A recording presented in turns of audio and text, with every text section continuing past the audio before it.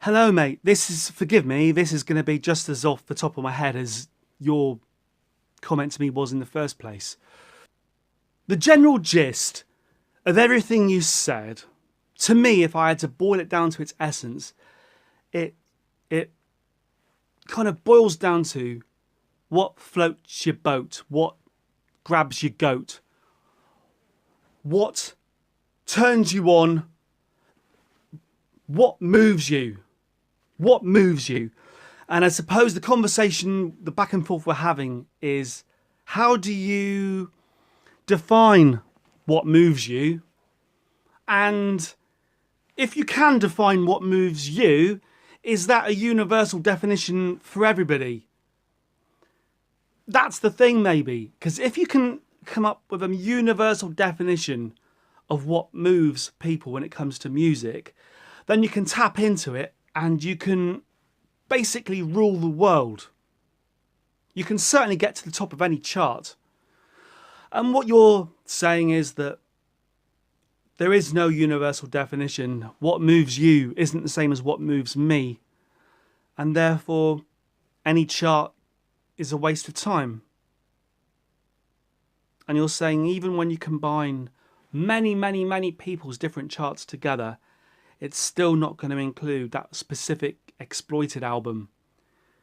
And I understand. There's a few points you mentioned that I was going to specifically talk about. You brought up a very specific example of why it's difficult to say that someone should purely appreciate the effort that someone else puts into something. And I think we're talking about slightly different things. I'm not necessarily going to back down on what I meant in the first place, and it's so long since I said it and I haven't rewatched exactly what I said. I can't remember the context. But the idea that people should appreciate the effort that other people put into something, I don't think that's a terrible thing. The idea of rewarding effort, I suppose, I understand where you're coming from. I put like 5 years on and off into The Only Way Out Is Through, and you didn't much care for it. That doesn't make me angry. Axl Rose puts 13, 14, 16 years, whatever, £13 million of effort into Chinese democracy. Does that mean I have to appreciate the effort? Or can I just think he's a silly cock? It's an interesting question. I'll let that hang there a little bit. I'm not necessarily disagreeing with you. Apart from, there's still an element of me that says, yes, it's only human in a way to appreciate the effort. It's like if someone bakes you the most amazing birthday cake. I don't know, perhaps it looks exactly like R2-D2, a great big thing on the table. And R2, it looks exactly like it. You can imagine cutting into it and finding Kenny Baker inside. But it's amazing. But you didn't really want a birthday cake. Don't really want a birthday cake. Oh, if you're going to force me, everyone's looking at me now, I better taste it. Don't really like it. Am I supposed to appreciate the effort? I don't know. This is a bit of a different case, I know, but I don't think there's anything wrong with at least hoping someone will appreciate the effort. Then you talked about how you like non-sanitized music and non-shiny music. Look, I love the Dead Kennedys. Things like fresh fruit for rotting vegetables. I like Black Flag. There's an album that's got the, what was it called? My War? What was it called? No, it wasn't called. I think Damaged is the compilation, one with a smashed mirror on it. But just songs like TV Party. TV Party tonight. TV party, we're gonna have a TV party tonight. We're gonna have a TV party, alright. We got nothing better to do Then hang around here and grab a couple of blues. Hill Street Booze. Dallas. It's fucking shit, really. But I've always loved that song. Could Black Flag really play? Am I supposed to appreciate the effort? But look, all that sort of stuff, I can appreciate non-sanitized, non-shiny music. But then I listen to something like Jeff Buckley, Grace, which is widely acknowledged as being a great album. Therefore, because it's widely acknowledged as being great, I should contrarily decide that I don't like it because I want to be contrary. I should listen to the Wild Hearts or something instead. But no, because Grace by Jeff Buckley moves me. And yes, it might be shiny, but is it sanitized?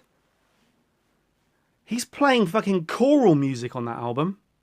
The general public aren't supposed to like that. Yes, everyone's now heard Jeff Buckley's version of Hallelujah 1 billion times. The world, like the general public now like that version. But I remember when I first heard it, I bought that album very early on and listened to it in a darkened room. And it took me to a different planet. And for that reason, I think that Grace by Jeff Buckley might be the greatest album of all time. But I don't think it's sanitized and I don't think it's shiny. Would you understand if I said to you that I think Grace by Jeff Buckley is even a little bit dangerous?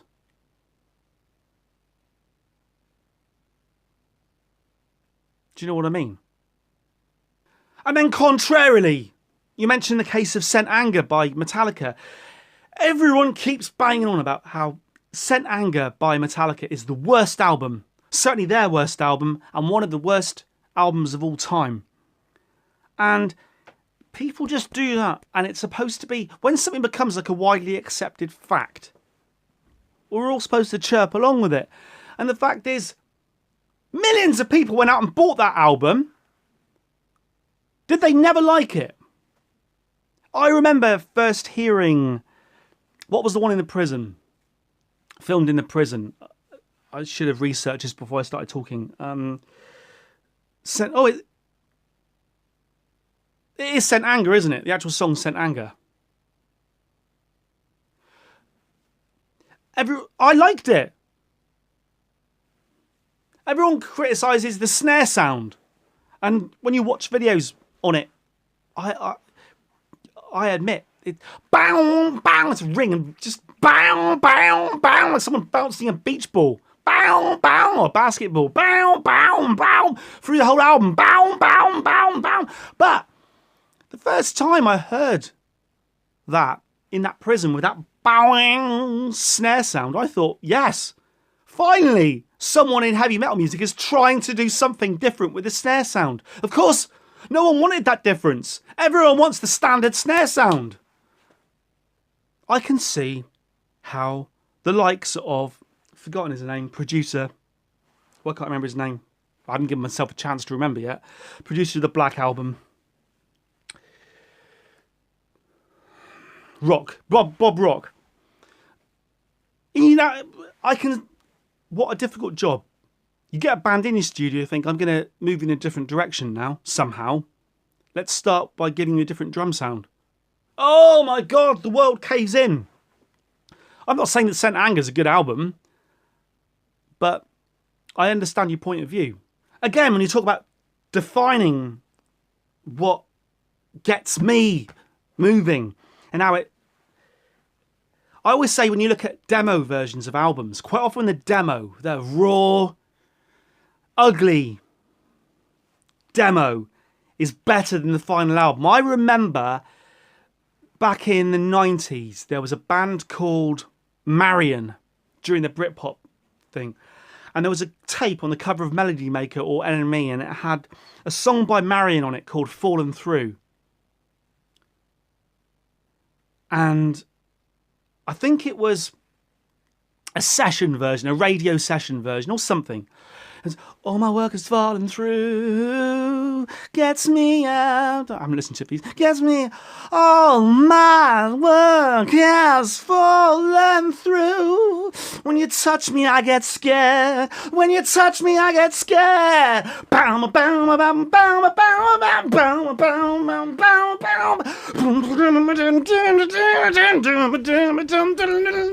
All my work is falling through, gets me, and it's just like, and it got my blood flowing. I thought, this song is fantastic. It was the best song on the tape. And I went out and bought that Marion album that was called Time or something like that. I can't remember now. And Fallen Through was on it. And I put the song on. I thought, here we go. And it's different. They re-recorded it for the album properly with a bit of shine, bit of polish. The tempo is slightly slower. It was all more standard. It was all more nice. And I wanted it raw. I wanted that version, the version on that tape off that Enemy cover. That was the best version of that song. The band faltered. The band failed. I think if they had gone with whatever they were doing when they recorded that song for the tape, stick with that. It's like when Supergrass went into the studio for their debut album and they recorded a load of demo versions of the songs to see what songs they were going to include. And then after they recorded demo versions, they then started recording for the album, and they ended up, they went back to the demo versions and they released the demo versions. And see, I caught by the fuzz when I was still on a buzz in the back of the van with my head in my hands like a bad dream. Well, I was only 15. And it was like, yes! You don't need spit and polish. So I know where you're coming from. And then we're talking about, you bring up Arise by Sepultura, who I used to, back in the 90s, I was calling Sepultura. You know, before you had people talking on YouTube and stuff, you just had the written word. But my first album I bought was Chaos AD, which I'm sure is far too commercial for you, probably. Chaos AD! Yes, and that cover with that kind of blue cover with all that shit going on it. And then I remember it was Max Cavaleros, I think it was, who did the Nail Bomb album with, was it the guy from Fudge Tunnel? I had the Fudge Tunnel album as well. But Nail Bomb, that was brutal. I used to like Carcass. Do you remember Carcass? It was Alex. Which band was that? Can't remember. Carcass. I understand when you're bringing up bands that you like that can never feature in a chart. When I was growing up, there was a band I liked called Third Avenue, and they had a song that went. The singer of Third Avenue looks like James Hetfield, and he sounded a bit like James Hetfield, but he had the kind of attitude of Lemmy, and he had an SG. And it was a three-piece, solid three-piece. I used to love her, I gotta have her, I really want her, I really need her, I've gotta kill her or something. And I looked up to this band, I went and saw them quite a few times, and I got to know them, and they would speak to me, and I thought, oh my God, the singer of Third Avenue spoke to me. It's ridiculous, really, but in a way, I suppose if I had to give a magazine interview today on bands that influenced me, why not? Third Avenue, but they'll never figure in any chart. No one's ever heard of them. I understand where you're coming from. So then you hold up two albums. You hold up, say, Arise by Sepultura, and you hold up a hardcore girl singer band, and then you say, how am I supposed to compare these two albums? It's like me turning around now and randomly picking up the nearest two albums. I'll pick up the nearest two albums, all right? These are the nearest two CDs to hand right now. These are the nearest two CDs, right? And I'm going to put it, how do I compare them, right? So, one is Dr. Octagon. This is, in my opinion, and I'll need to do a video on it one day, one of the greatest albums of all time. Certainly in my top 10. I adore this album. And the other one I've got here is Talk. Talk by Ed Rush, Nico, right? So these are the first two CDs I've picked up, right? They're both great. I consider this to be one of the greatest albums of all time. And this is a kind of drum and bass thing. So you say, how do you compare? How do you compare them? How can you compare them? You're saying it's impossible for you to write a list of your greatest albums of all time. Impossible. Because things aren't comparable. And I know what you mean. We've addressed this in the comment section and through videos before, but I agree with you. How do you compare these two random albums? Which one's better than the other one? I would put it to you, it's quite simple. Which one moved you? Which one moved you more? And keep doing it. Keep doing it. Which one moved you more? Out of these two albums, which one moved me? Which one made me feel something? Which one made me feel something more than the other one? I appreciate this one. I appreciate the effort. I do. This one moved me more. Move's a different word when it comes to this album. This is one of the dirtiest, funniest albums ever created. This is up there with Dark Side of the Moon. Fantastic. There's a horse in the hospital! I love this album. It's dirty and majestic. The next two albums that just happen to be just over there to hand. So, I have two albums here. I have Earth versus the Wild Hearts. If you haven't heard this, you will have listened to this album. If you haven't heard this album, I would suggest you listen to it. I can imagine would you like it? Sucker Punch. You'd like Sucker Punch, wouldn't you? And Passion and Warfare by Steve Vai. Which one's a better album? This one. Is it wrong for me to... You reckon it's wrong for me to appreciate the effort? The effort that Steve Vai goes to play his guitar is quite incredible. And there are songs on here. I mean, I'm only going to really mention For the Love of God. But even that song goes on for far too long. But I appreciate the effort. I'm allowed to appreciate the effort. And I'm allowed to want other people to appreciate effort. This one wins. This one moves me. I don't think it's that difficult. Then I suppose you get into the... Can we carry it on? Hold on. So here's my two winners. I've got Earth versus the Wild Hearts. And I've got Dr. Octagon. I love both these albums. How am I going to compare them? Which one's going to go top? Which one moves me more? There. Done it. Decision made. Dr. Octagon first. Earth versus the Wild Hearts second. Job done. Okay, I'm veering from the point here. I'm basically agreeing with a lot of what you said. I just think that perhaps we'll do it one day. We'll have a video where we all put our charts down. Top 10 favourite albums of all time. You know as well as I do, I think, which is what your main point is that if I had to write a top 10 albums today, my top 10 albums today, is it going to be the same top 10 albums that I write next week? Or tomorrow? Or tonight? No. You'd have to put a caveat on it. You'd have to time and date it. The Mercurial number 6 is top 10 albums of all time.